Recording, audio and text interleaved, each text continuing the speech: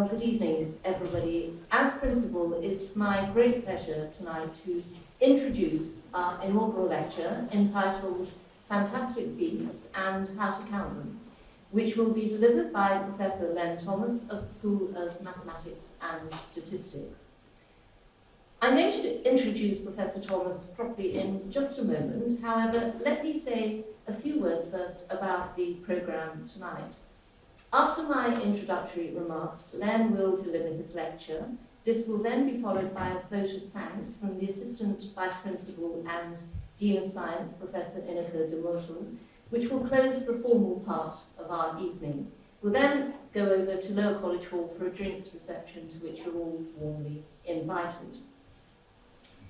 These inaugural lectures are one of the highlights of our academic life here at St Andrews, and they play an important role in allowing as wide an audience as possible to hear about the innovative research generated by our world-leading professorial staff. And world-leading is an excellent way to describe the work of our speaker tonight, Professor Len Thomas. Len was born in Tanzania but grew up in Essex. That's actually not a sentence I think I've used in any other inaugural lecture. He graduated in 1990 with a BSc in Animal and Plant Sciences from the University of Sheffield. He then went on to obtain an MSc with distinction in biological computation at the University of York in 1991, and in 1997 he received a PhD in forestry from the University of British Columbia. His thesis was entitled Evaluation of Statistical Methods for Estimating Long-Term Population Change from Extensive Wildlife Surveys. And as we will hear tonight, this subject matter set the tone for the rest of Len's career.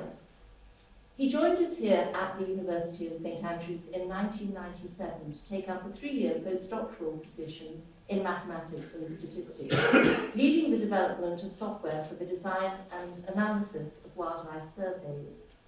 He has excelled during his time here, becoming a senior research fellow in 2001, a UK Research Council academic fellow in mathematics and statistics in 2006, reader in statistics in 2010, and finally, professor of statistics in 2017. An attainment that we, of course, celebrate today after rather a long run-up to it for obvious reasons. Len's groundbreaking work finds itself at the intersection between statistics, ecology, and computing, an area generally referred to as statistical ecology. His research is motivated by ecological applications, particularly related to wildlife conservation, and he has a clear instinct towards finding practical and applied solutions to real-world conservation problems. One strand of his research concentrates on researching the methods and software for estimating the size, density, and distribution of wild animal and plant populations, particularly using passive acoustics to estimate the size of whale and dolphin populations. He also works on increasing our understanding of wildlife population dynamics, ways of modelling animal movement and behaviour, and how human-caused stressors impact these populations, all of which we're going to have the pleasure of hearing about in some detail tonight, I'm told. A notable example of the real-world impact of Len's innovative work is his involvement in an assessment of the short and long-term damage caused by the 2010 Deepwater Horizon oil spill. This assessment was used as the basis for a settlement between BP and the US government, and the models and analyses that documented the significant injuries to marine mammals in the Gulf of Mexico were a key factor in the US government's legal settlement with BP for $20.8 billion, with $8.8 billion of that specifically assigned to restoration addressing natural resource injuries.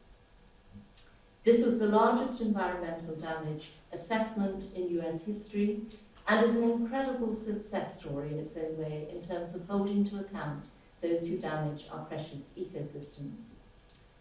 Len's services to his school and the university are many. Before taking up his current role as joint head of the statistics division, a position he shares with Professor Andy Lynch, Len served as director of the highly successful Centre for Research into Ecological and Environmental Modelling, or CREAM, from 2014 to 2019. During his time as director, his leadership helped the Centre to thrive and grow, significantly raising its international profile through his work with the US Navy and his service as a member of the select committee appointed by the US National Academies of Science, Engineering and Medicine. He continues to be an active and popular member of the Centre now, collaborating closely with many postdoctoral staff and PhD students in order to nurture and train the statistical ecologists of the future. Len has also served the university more widely as a direct electee to Senate for the Physical Sciences constituency from 2014 to 2018, which is further evidence of his collegial nature, his patience, and his dedication to this institution. Along with this outstanding record of service, Len's also attained great success as principal investigator, co-investigator, or contractor on numerous significant research projects, totaling more than £9 million since 2011.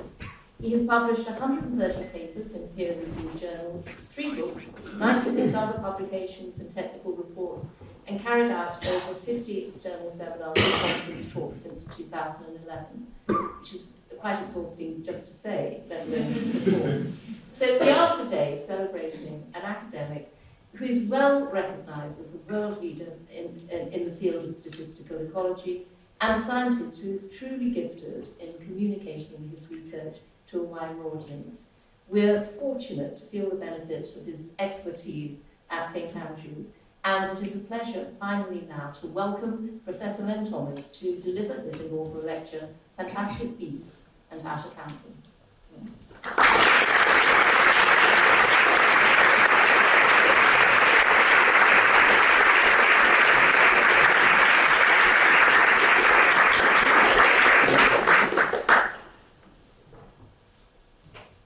Shucks.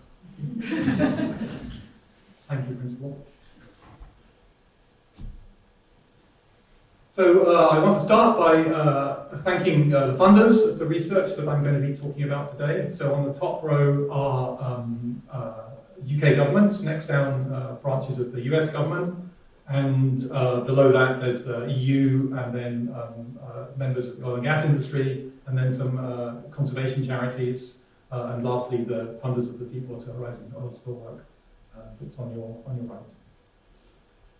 Well, friends, I promised you some fantastic beasts, and here they are. So this is a map that was created in 1539, I think, by the guy that's credited on the bottom right there, Olof Munson. He was Swedish, and you can see that he was concentrating on Sweden and Norway there, but in the waters around, he drew some fantastic beasts. If we just zoom in a little bit. I'm rather keen on, let's have a look, this balenus thing here, which I guess is a baleen whale, except it's got teeth. But I put a circle here around this thing called Ziphius, which we now call beaked whales, and there is indeed, Ziphius is a genus, and these things really are absolute marvels. They're athletes. A colleague, Greg Shaw in California, put a tag on one, a suction tag, on one with depth meters on it a few years ago, and recorded it diving to 10,000 feet of depth, holding its breath for 3.5 hours. Try that at home. The other one that struck my eye is this one here, which is probably a little bit hard for you guys to see, but it says Vacus marina, and it looks like a cow that's swimming or something. I'm not quite sure what a cow's doing swimming in the seas off Norway, but it did put me in mind of this thing, vaquita marina, which is little sea cow, which lives in Mexico and wasn't discovered until the 1950s, so I'm pretty sure that's not what he was talking about. But let me tell you a little story about the vaquita. So they're in this area up here, Baja California, they're endemic to that area, and the problem for them is that also in those waters lives a fish called the tutuara, and that fish, the swim bladder of it, is seen as a tonic in the Chinese medicine paradigm, and because of that, it's called the cocaine of the seas. It's worth extremely huge amounts of money, and that means that the fish is being overfished, illegally now because the fish is endangered, but it's fished with gill nets, and the problem with that, these are local fishermen who go out and do this fishing. It's so much money, I'm sure most of us wouldn't be able to resist doing it either. Then the vaquita gets caught in those same nets and drowned, and so these are pretty much the only way you see vaquita now.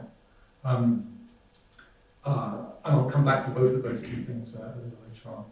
I don't want to get the impression that I only work on marine mammals, so here is a forest animal as well. This is a beautiful, magical creature, a cottontop tamarin, kind of punk monkeys of Colombia. They live only in Colombia, and they're critically endangered because they caught quite a lot with the pet trade. They make terrible pets. Habitat destruction, a lot of the forest that they live in has been cut down for ranch land, but also they get a carcinoma, a cancer that's similar to one that humans get, and tens of thousands of them were caught and exported to America for medical experiments historically. So those are just a few issues, and I'm sorry to be such a downer, but there are all these human-caused stressors in the world, and they're having negative impacts on many of the animals out there. And so, as part of that, some of us see it as our duty to help people undertake wildlife population assessment, asking questions in order to try and provide advice in order to work out which animals have the biggest problems and how to help them. So there is fundamental questions like how many animals are there out there of a particular population, the demographic parameters, what's their birth and death rates and so on, where are they, what are their trends over time, and then sort of more complicated questions or important questions about what's causing these trends that we see, and also management consequences. What might happen if we did X, if we created a park in a certain place or removed a certain stressor, that kind of thing. But these questions are just not easy to answer. So can anybody see the beaked whale in that picture? No, it's under the water, that's why you can't see it. But now I just told you they died for 3.5 hours, right? So counting them is not easy. And those cottontop tamarins, they're about that big, they live 20 meters up in the canopy, and they run away the first time anybody comes anywhere near them. The only reason that they can catch them is they put a banana in a trap, monkey goes in there, they don't do that twice, they're smart, so you're not going to recatch them. So I have the privilege of working at this place, Cream, that the principal introduced. We're based at the observatory just up the road there, and our mission is to create statistical methods that enable people to answer those questions better. As the principal said, so we're living really at the intersection here between ecology, statistics, and computing. By the way, David Waters likes to call this a Len diagram. And one of the things that we benefit from a lot is new technology, which really helps us answer our questions better, and I'm going to sort of give some examples of that later. Statistical ecology has quite a long history here at the university, and I know the mathematical biologists among you like to claim this person as your own. This is Darcy Thompson. He was a professor here from 1917 to 1948. He was at Dundee before that, which is basically St Andrews, so that's why I put that earlier date, and it was for some of that time actually part of the university here. And he was interested in questions, among many other things that he did that were wonderful, to do with sustainable fisheries and marine mammal catch in the Arctic and so on. But statistical ecology really got going here with the arrival of this guy, Professor Richard Cormack, who is one of the more famous statisticians in the world. He was a pioneer in an area of mark recapture, which we'll talk about in a minute, but in his case for survival estimation. And around the time that Richard retired, we were very lucky to have Steve Buckland come. They'll be attracted here from 1993, and Steve has only just recently retired himself.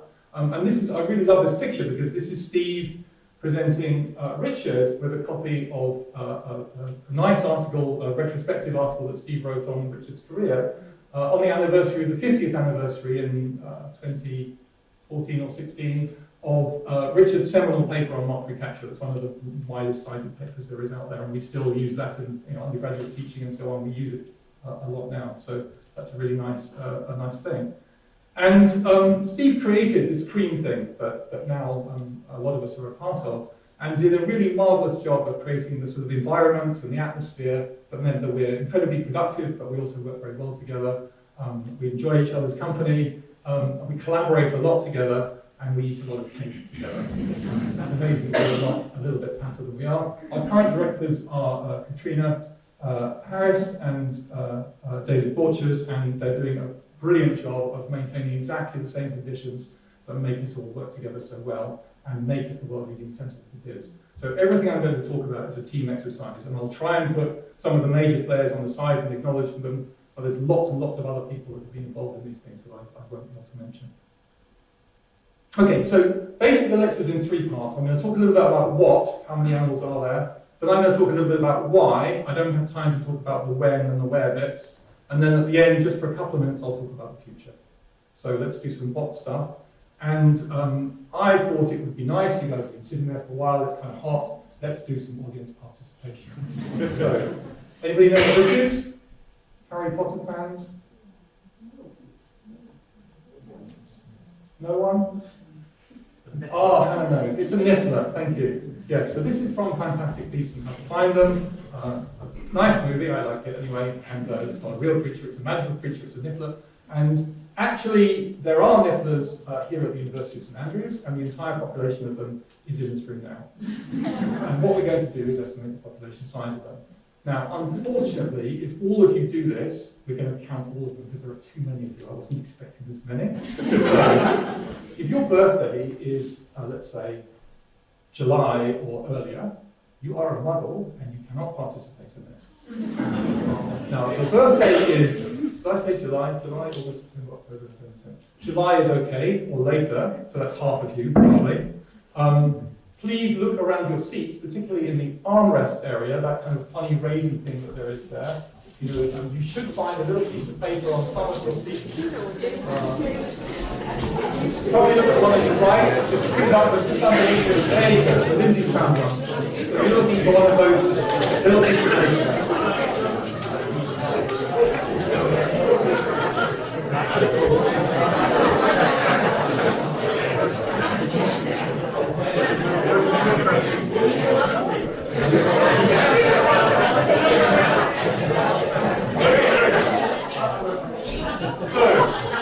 Please, if you have one of these, if you found one, and your birthday is July or later, because the rest of you are muggles, so you can't participate, please put your hand up.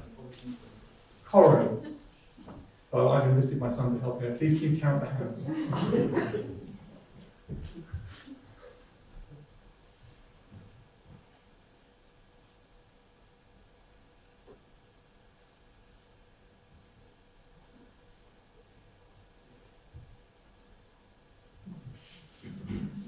Seven? 47 hands, okay. Fantastic, thank you very much. Okay, so we know that you guys have done a survey, and we found 47 nifflers. Now, there are special nifflers. These are the principal's nifflers. You can see that they have the crest of the University of St Andrews on them. Now, the principal has 20 nifflers, and they're in this room somewhere, but please look at your nifflers and see if you have a crest. Only those of you whose birthday was July or later. Please raise your hand if you have a crest on your niffler. Corin, can you please count those?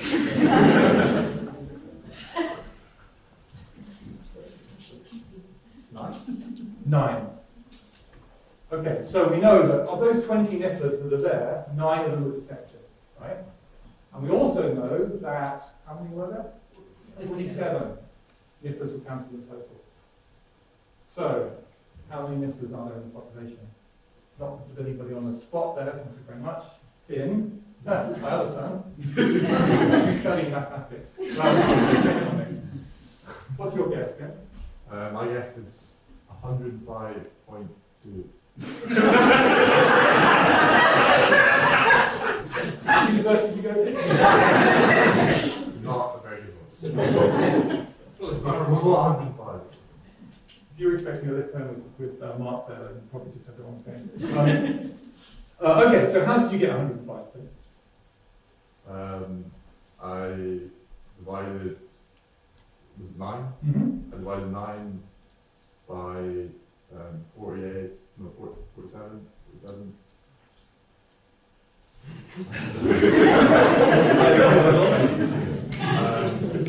And that gave me 0.19, and I took 20 because that's how many marked ones there are, and I divided that by 0.19. Okay. 105. I'm going to do it the other way around. You've got the right answer for the. I'll do it a different way. So I'm thinking that we know there are 20 nifflers that are marked, and we found 9 of them, right? So that's almost 0.5, right? It's almost half a length. So that means that the chance of finding a niffler is about 0.5. It's a little bit less than 0.5, right? And if we found 47 nifflers, and the chance of finding them is a bit less than 0.5, that means there must be about 100 and some there, right? Yeah. I see somebody smarty pants back there who mouthed the exact right answer. Well, I had actually prepared in here, because the principal knows how many nifflers there are in her university, because the principal knows everything, an envelope with the correct number in it. And I will now call on the principal to, I also brought Corin's wand here. From the Harry Potter days. Abracadabra.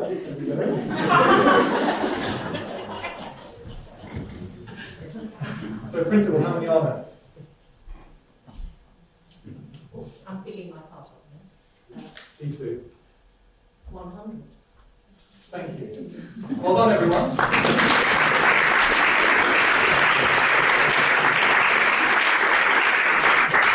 Okay, you've done a mark recapture experiment. Thank you, Crystal. So we worked out what the chance of catching a niffler was, about 0.5, right? Because we caught half of the number that we knew. So we started by having a known sample that we released into the niffler population, caught about half of them. And so then we took the number that we saw and we divided it by the chance of seeing each one. Okay, that's mark recapture. And this is actually a very general formula that we use a lot to estimate animal abundance. You can generalize it a bit more. If every niffler had a different chance of being seen, you would just divide for every niffler the chance that that niffler was seen. That will tell you how many nifflers like that one you've missed, and then just add them all up. Same deal, just a bit more general. And we call that a Horvitz-Thompson-like estimator after the two guys who pulled it up in the first place, and the fact that we put a funny little hat on it, so we call it like. Hat just means we're guessing rather than knowing the number. So that's a canonical formula, as it were, for abundance estimation. That's one way to do it. What about if there weren't any marked animals in the population? So we were just doing surveys. How do we get population size then? And this is something that Steve Buckland is extremely famous for pushing forward this area a lot in his career. And this is work I've done a lot with David Borchers as well, who generalized the whole methods to relax one of the very important assumptions and has been also at the forefront of this field for a very long time. The method is called distance sampling, and basically you walk along some transects and you count the things that you see.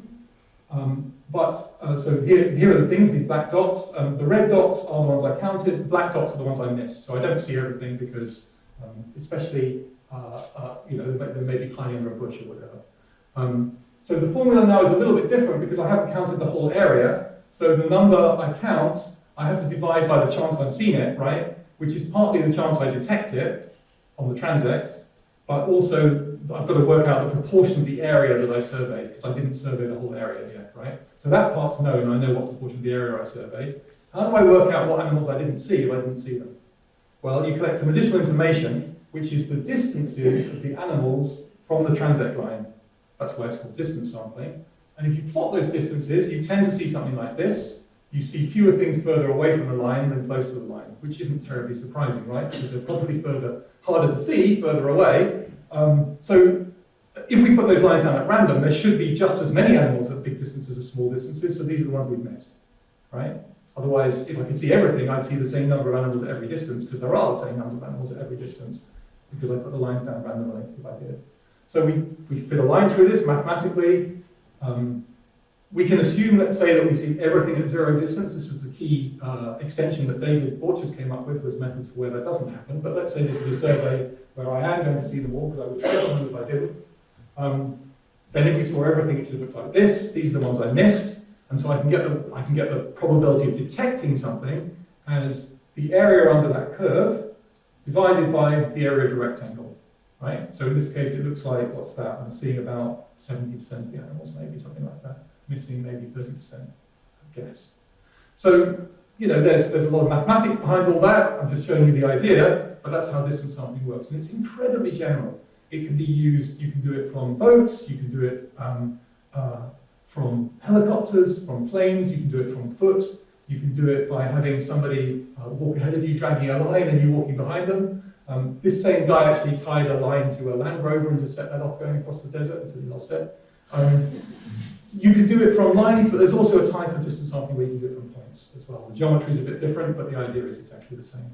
And so, as the principal said, I came here originally to extend the software that was already available, put a Windows interface on it. This is working with, I'm still sort of involved in that project now, working with Dave Miller, Laura Marshall, Eric Rekstad, adding survey design capabilities and so on. And this software is now being downloaded by well over 50,000 people from around 130 or so countries, so it's very widely used. Steve is very keen on knowledge exchange, so has written 4 books that are very comprehensible that show people how to do this stuff. And we're all involved in teaching workshops in St Andrews and also worldwide, and online, of course, during COVID. And Eric in particular does a fantastic job of an email support list and so on. And this generates, I think, a virtuous circle where people use our methods. Maybe they need an extension or something, or they need some consultancy, they come to us for that. And then that means that, of course, we get paid to do that, so we have staff time to work on these things, but also we can make extensions to the methods, which go back into the software, which means more people can use them. And a really nice example of that is this, a new piece of technology, relatively new. This is a camera trap on a tree. It's triggered remotely when animals go past. If the animals were marked, then of course you can do mark recapture. But if they're not, then what do you do? And Steve and a PhD student of this, Eric Howe, sort of pioneered some methods of extensions where you basically make sure that you know what distance things are in the view when you're setting up your camera, and then you effectively do distance sampling. And that's been incredibly successful. That's required some small extensions to the software and to the methods in general. And so now this bunch of people teach workshops on it, and it's becoming an incredibly popular method. Okay, I want to spend a few minutes talking about animals that we can't see very well, we can only hear them, and so we're going to survey them from passive acoustics. We're going to listen to them. These are the 2 characters that got me involved in this. Originally at a Navy meeting that I was at, they told me about passive acoustics, and I thought, oh, that sounds like a nice idea, maybe we can do something. And this work has been going on now. I think I've been working on this for about 15 years, together with Danielle Harris and Tiago March, 2 long-time collaborators. And the example I want to start with is from Danielle's PhD, actually, which was jointly with this, or this part of it was with this guy, Luis Matias, in Lisbon. And Luis is a seismologist. He works on underwater earthquakes that might generate tsunamis, and these are seismic sensors off the coast of Portugal. And he gave a talk at a conference one time and said, what's this crazy signal on my seismic sensors? And somebody said, oh, I think that's a whale. And indeed it is a whale. It's a fin whale. So this is the call of a fin whale. This is frequency on this axis and time on this axis. So like that, but quite a lot lower than that. And it turns out that through some acoustical magic that I barely understand, you can get distances from these things, from these sensors. Danielle understands it, please ask her about it. And you can do distance sampling. That's one example. Another example that we got into is on the US Navy testing range, where they have hydrophones on the bottom of the range. The range is in the Bahamas. And I'd like to pay tribute at this point to Dave Moretti, who's a long-time collaborator and actually was a PhD student of mine for a while. Very, very strange considering he's extremely senior, but that's the way it was. What we hear on these is beaked whales. So these mysterious, very hard to find whales use echolocation underwater to find their prey because they're diving at depths where there isn't any light.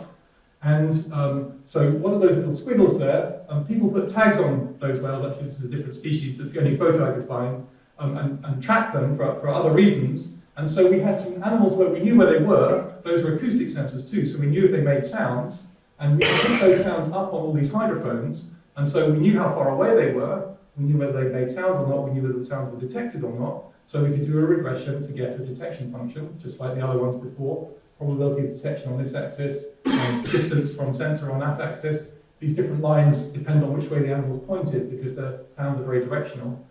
And we also, because we had these sensors on, we knew how often they made sounds, and so putting all that all together, we could get a density estimate from it. And this was actually the first passive acoustic density estimate I think that anybody's got.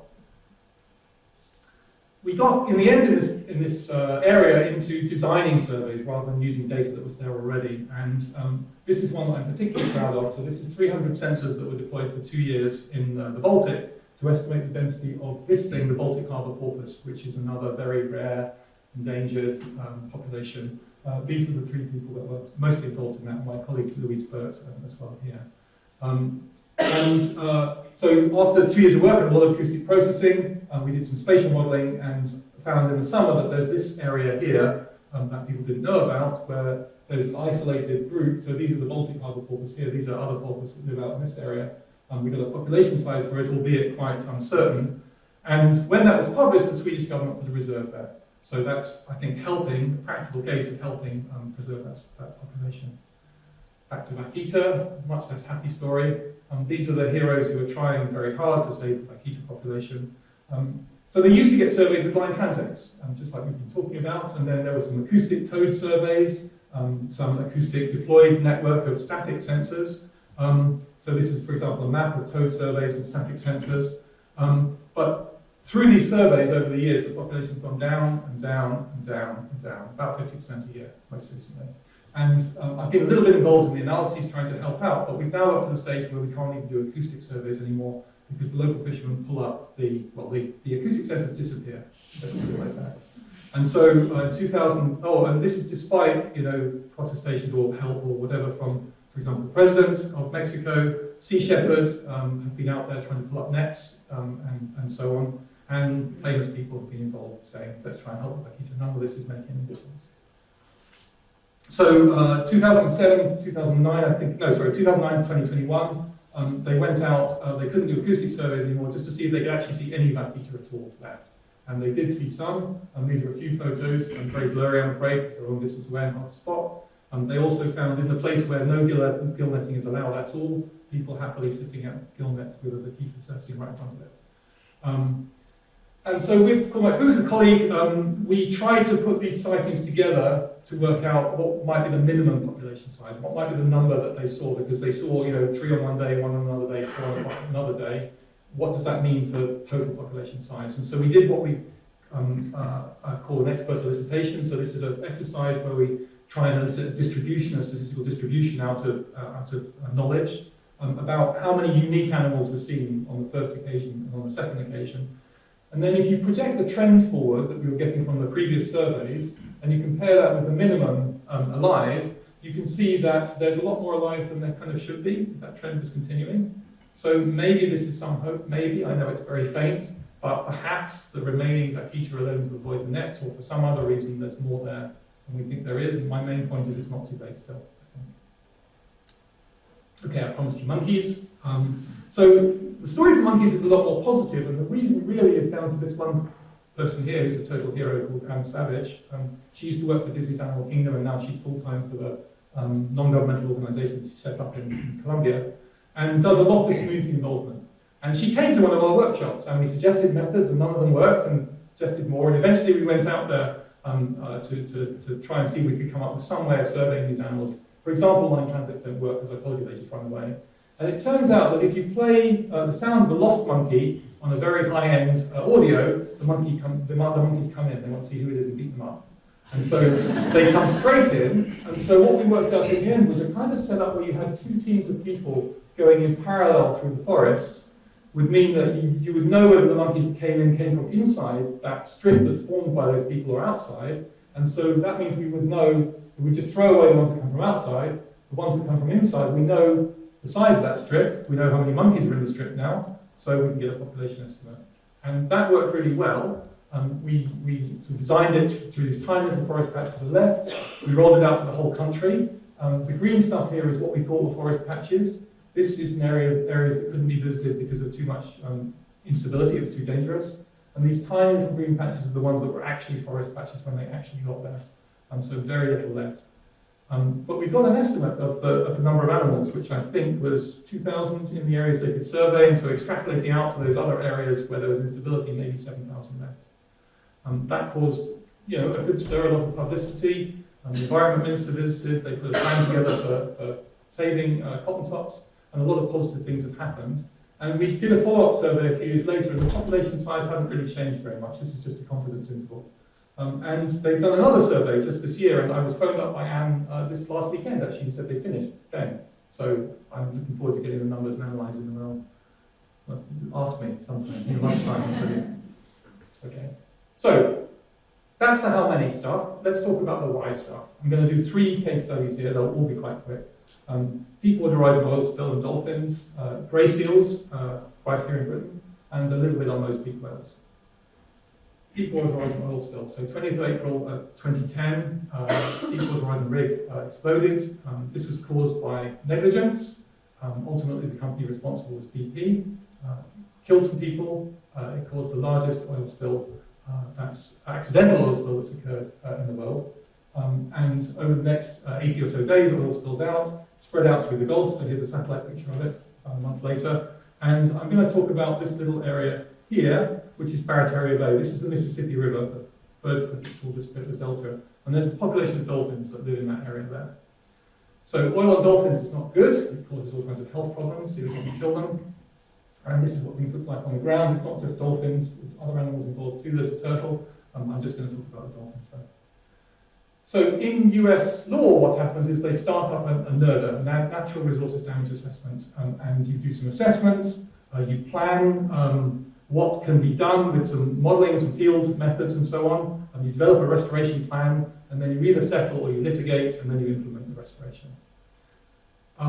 So they started that. They started population assessments. Nobody was monitoring these dolphins very well beforehand, but they sure were afterwards. They did a lot of stuff, looking blind transects and things like that. There was also quite a lot of capture-recapture, monitoring animals that were washed up on the beach, taking biopsies from animals, so the little plugs of skin to look at how their health was and so on, but also doing, very importantly, these in-hand health assessments where you catch animals in the net, get them out, get vets on them, assess their health, and then release them again.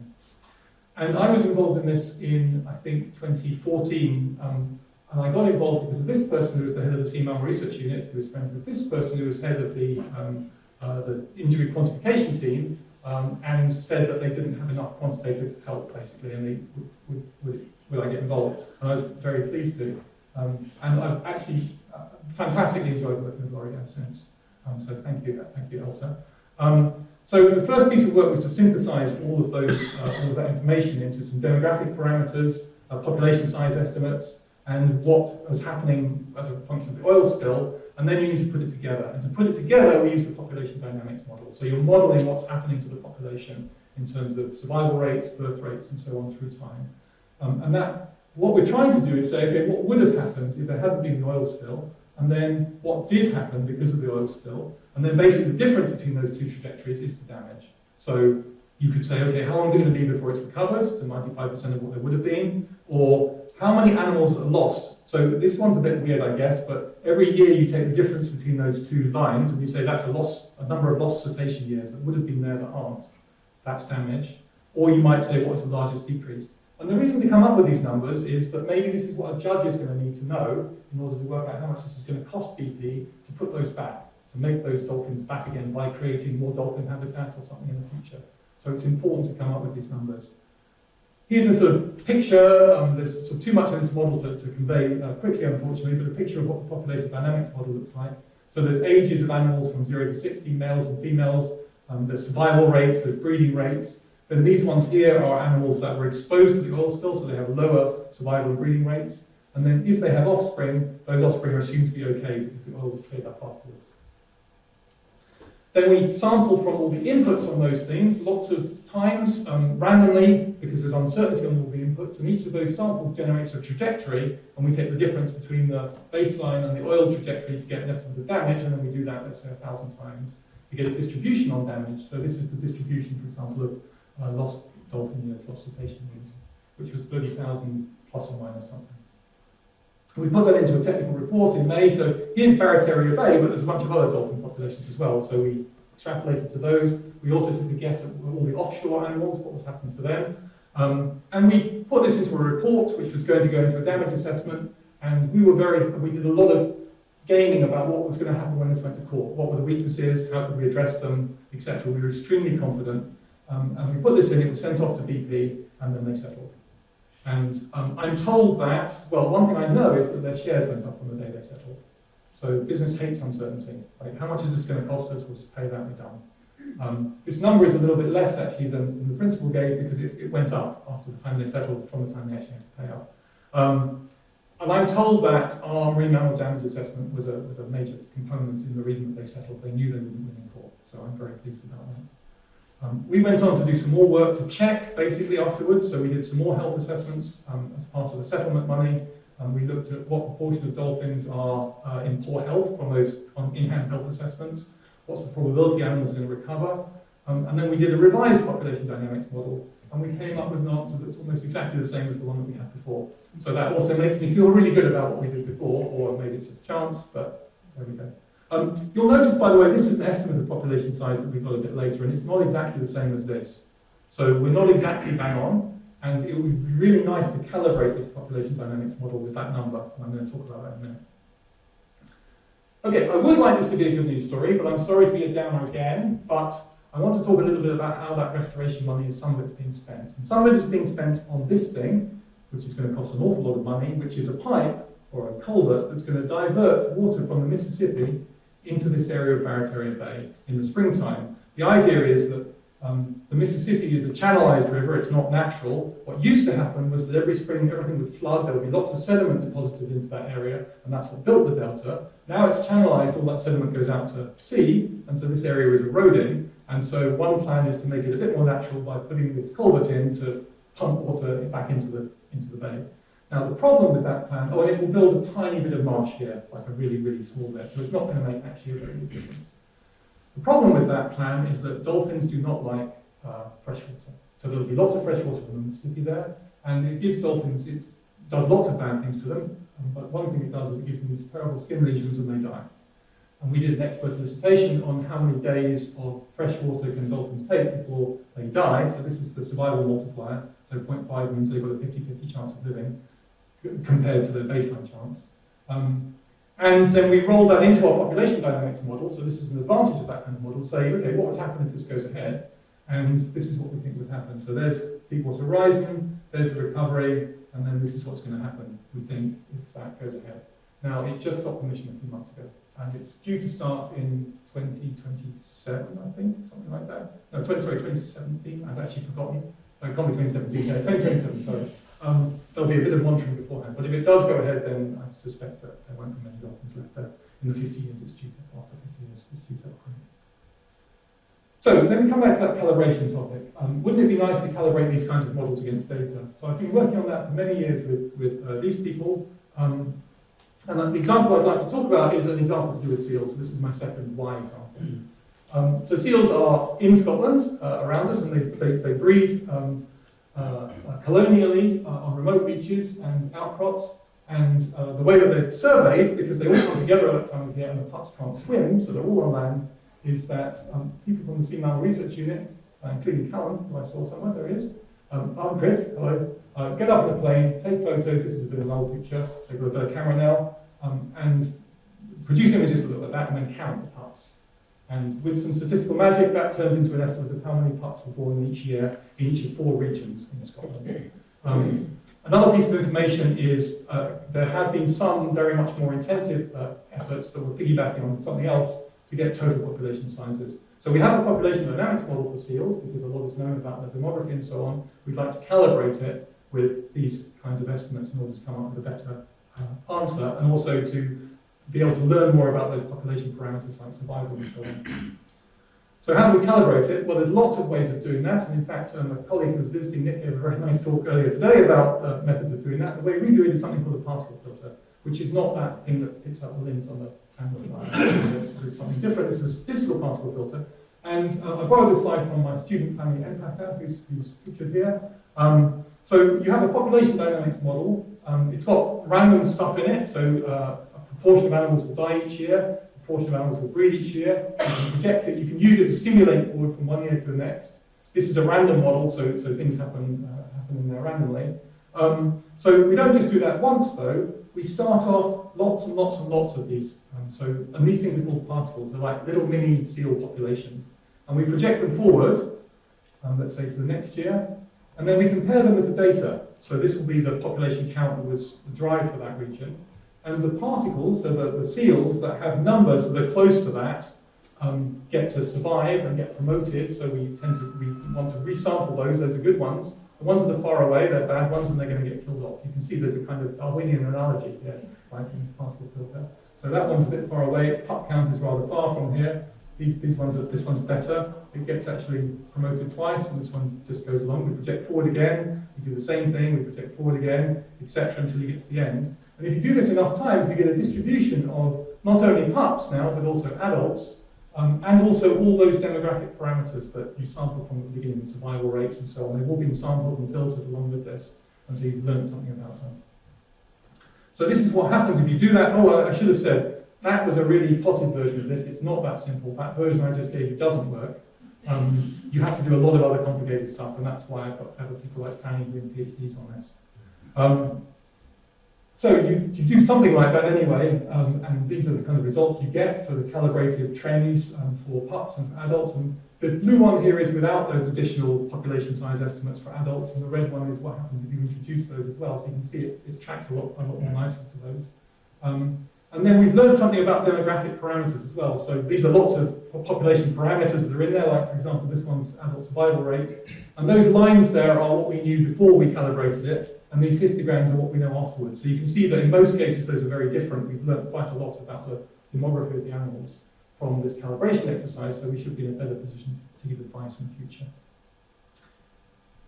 Okay, my last example, which I'm going to do extremely quickly, just 2 slides on, is a whole enormous amount of work we've done on back to the beaked whales example as an example. Beaked whales are thought to be quite sensitive to sound. For example, there have been historical cases where there have been Navy exercises, animals have been dead on the shore around there. We also think they might be disturbed by the sound. And so there's been a lot of question about, okay, the ones that are dead, they're dead. What about the ones that are disturbed? If you get repeatedly disturbed, then maybe you're not going to breed as well, maybe you won't be so healthy, maybe you won't breed so well, maybe the population will be affected. So what's the population consequence of disturbance? And it turns out that's actually quite a hard problem, because you're trying to scale up from repeated things. So here's the disturbance, it maybe causes some behavior change or some physiological change, that may affect your health. Then that scales up to your survival and reproduction. That's just one individual across multiple individuals' population dynamics. So we're going from something that happens at the scale of seconds to individuals and small areas to something that happens at the scale of decades to populations. It's a hard problem, and we've done lots of different work at different aspects of this, and many colleagues in this room have done bits of this and aren't on this picture, particularly looking at what is the response of animals to sonar, for example. That's something the Seamount Research Unit has done a lot of. But I'd like to particularly acknowledge John Harwood, who's been quite instrumental in this framework, and also Peter Tyke, both at the Seamount Research Unit. John was also, I think, the only person who's been the head of SMRU and the head of PRI. So just to give you an example, I'll pick one, and I pick this one because I think it'll appeal to mathematical biologists here, that tries to go all the way from the disturbance at small scale all the way up to the consequence of population scale on beaked whales. And this is jointly with some colleagues in the University of Amsterdam. And what we're doing here is we're simulating, the unit we're following is energy budget, how much energy do animals have? And then we're using what we know about the effects of the disturbance. Either they stop foraging for some period of time, or they move away from the area for some period of time, and we're tracking these animals, so it's an individual type of model through time, and we're doing that for lots of animals to scale up to the population. So these are kind of thought experiments. These haven't yet been calibrated, but if our ideas are right about this, for example, if they stop foraging, then this is what would happen if you sort of started a set of exercises and then kept them going for many years. Things would stabilize, and then if you stopped again, they would go back up to this level. So effectively what's happening, this is the amount of fish that's in that, or squid, sorry, that's in that area. So this is tracking prey. These are whales, these are prey. So as the population goes down because the animals are not feeding as much, of course the number of fish, the number of squid goes up because they're not being preyed on as much. And eventually things equilibrate. So there are more prey, and so the animals don't have to forage as much. They're not foraging as much because they're being disturbed. Things equilibrate. And it turns out that the population parameters are exactly the same here, in this situation here, when they're stable, than they are there. So the only signal is that the density is different. Okay, so to finish off, just a few slides on the future. New technologies, new challenges. So what are we doing in the near future and maybe looking a little bit further forward? I said we were interested in new technology and its potential. So one of them is eDNA, and this is work that we're just starting up, and my colleague Erin Jacobson will be working on a project led from the University of Washington. So we all shed DNA all the time. You guys are into forensic detective things, know this, right? Happens for animals as well. And so maybe we can use that DNA that we can sample in the environment to get population size. I know it's a big stretch, but it's a good idea. Let's have a look at it. Here's another example. This is a PhD student, Felix Pittsmar. So this is capture-recapture, but we're not catching and recatching the same nifflers now. We're not marking nifflers and catching nifflers. We're marking nifflers and we're catching their parents or their sisters, right? So if you think about it, if we do mark recapture and we're catching a lot of related animals, that must mean the population size is quite small, right? If you don't catch any related animals, that means you're sampling from a very big population. So there's information there, and there's a framework around that, and that's what Felix is working on. Another piece of molecular sort of technology is epigenetics. So this is like variation in gene expression so the genes that we express change through time and according to our health, and there's information there potentially that will let us age animals and also look at various health questions. And this is a really huge area in humans, so we're just borrowing from the human literature, basically doing the same kinds of things for animals. So here's one example of that. So this is predicted age from epigenetics against known age for some dolphins.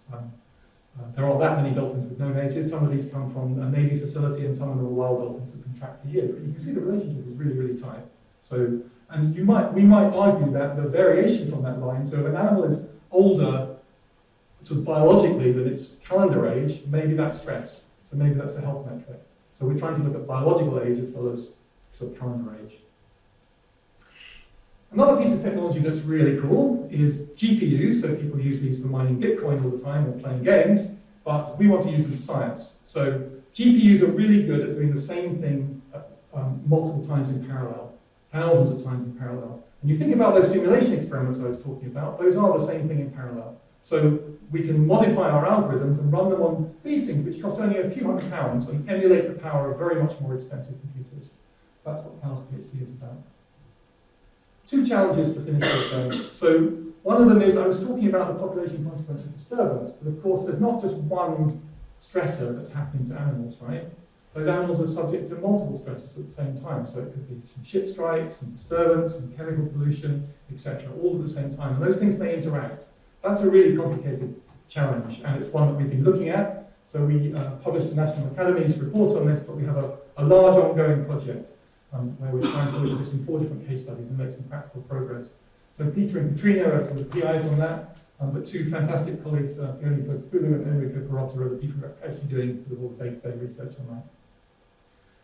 And then lastly, energy and environment. So we all know that the way we are going to have to get energy is changing in the future. There's a lot of wind turbines and so on going out there. And those are a very good thing for our carbon budget, but they may not be a good thing for some of the animals out there. So, for example, birds get struck by turbines, and so what's the population consequence of those things?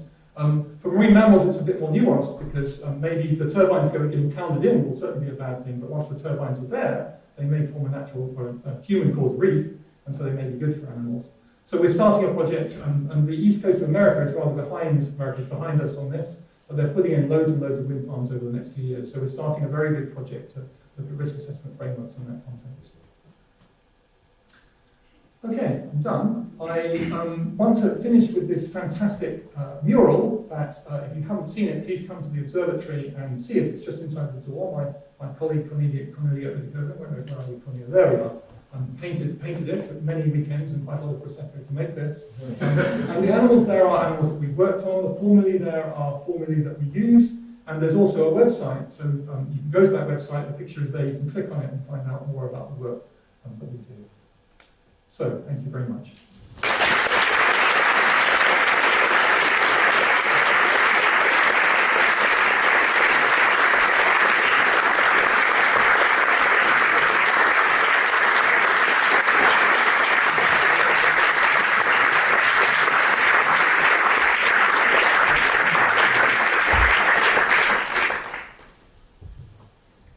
Professor Thomas, guests, friends. As a colleague from the School of Mathematics and Statistics, I'm particularly pleased to give today's vote of thanks. I will admit, though, that there was also a slight sense of unease. Let's just say I only took compulsory stats courses during my own degree in mathematics.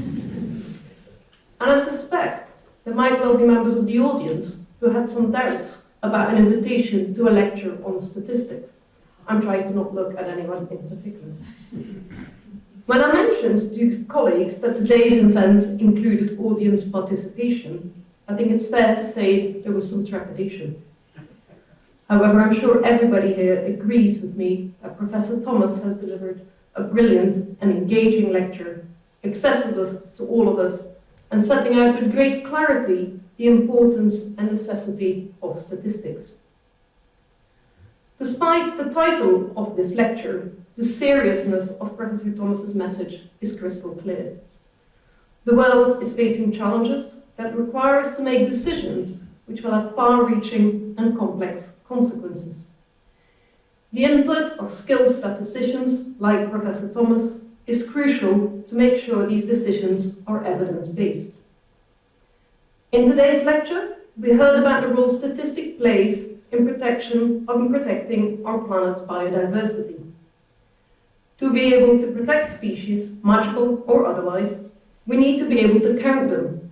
And Professor Thomas has amply demonstrated that it is not as straightforward as one might think. As well as counting them, we need to understand how human-caused disturbances affect individual animals, the interactions between them, and species as a whole. Having a full picture of these interactions allows us to make decisions on where to direct conservation efforts and subsequently measure the success of those interventions. Professor Thomas also showed us the power of statistics when it comes to holding to account those that have caused harm to the environment by providing detailed scientific evidence to demonstrate those impacts. Only by being able to quantify the damage caused by events such as the Deepwater Horizon oil spill is it possible to demonstrate the changes to the population were indeed caused by this event. But equally important, by understanding the population dynamics, we can begin to make suggestions for mitigation measures to help these populations recover more quickly. When we talk about science, collaboration, interdisciplinarity, and impact can sometimes seem like fashionable buzzwords. However, tonight's lecture has more than shown us how such collaborative and interdisciplinary efforts are required to tackle real-world global challenges. Working at the intersection between statistics, ecology, and computing, Professor Thomas's work is making a tangible impact on our world by rigorous scientific effort, but also a great ability to communicate the importance of this work. Professor Thomas, many thanks again for this wonderful lecture tonight, and I wish to repeat the principal's invitation to all of you to join Professor Thomas and his guest next door for an informal gathering in Lower College Hall. Thank you again.